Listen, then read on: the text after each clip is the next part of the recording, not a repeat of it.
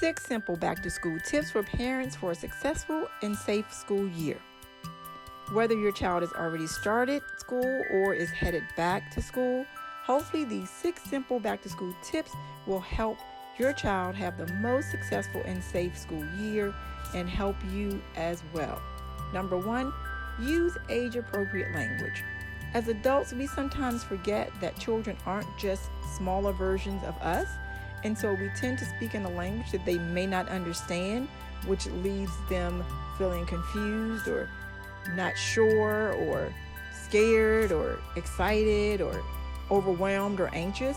So when you're talking to your child, use the language that's most appropriate for that child. You know best how your child learns and what your child needs. So speak to them in that way and be very gentle and use lots and lots of extra patience. Number 2, don't give too much information. Don't offer more than what's asked. If your child asks a question, answer the question as it was asked. What we tend to do is, again, to give more information than the child asked. We overwhelm them, we overload them with information, and then they don't know how to process that, or you really never answered the question they asked. So put on your listening ears and don't give too much information. Answer the question that your child is actually asking you. Number 3, don't ask leading questions. For example, don't say, "Are you scared to go back to school?" Or, "I'm sure that you're feeling a bit nervous about going back to school." Or, "You don't really want to go back to school, do you?" Those are leading questions. Instead, ask your child, "How are you feeling about going back to school? Do you have any questions about going back to school? What are you thinking about going back to school?" These are open-ended questions, and I promise you, most children will tell you how they feel.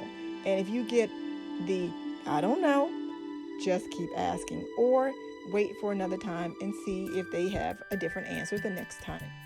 Number 4, don't discount or ignore your child's emotions, even if that emotion is one of fear. You will assure them with as much truth as possible. You will tell them what you know to be true and assure them that you're going to do your best to keep them safe, or if they have any questions, they can always feel free to come to you or a trusted adult. So don't ignore your child's emotions, and please don't suppress your child's emotions. If they say, "Hey, I'm scared," and you say, "Oh, you're not afraid," and they think, "But I am," or you say, "Oh, no, you're not," or "Big boys don't cry."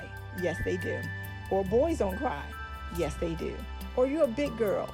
Come on, make mommy proud," or "Be daddy's big girl." Please, parents, don't do that.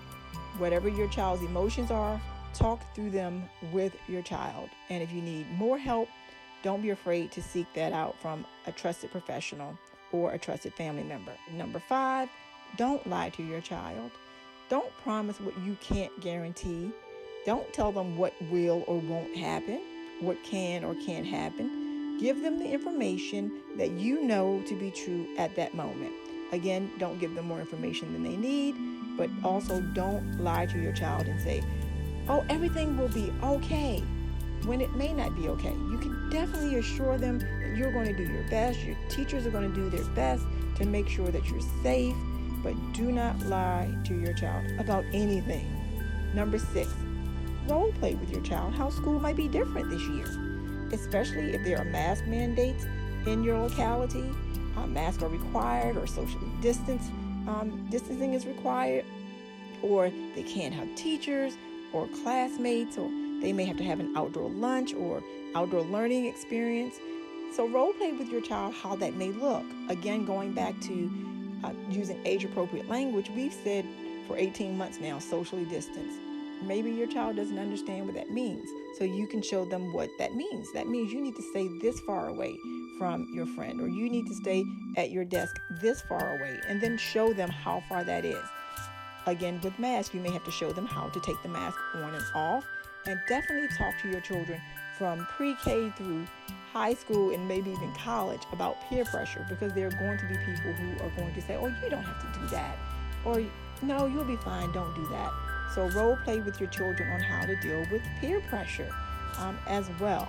So all of these things that you can sit and you don't have to make it a very formal thing. Just when you're talking with them, maybe at dinner or if you're having family time, you can say, hey, let's practice this. Or show me how you know how to do this. Or do you have any questions about how you do that? That's what role playing is.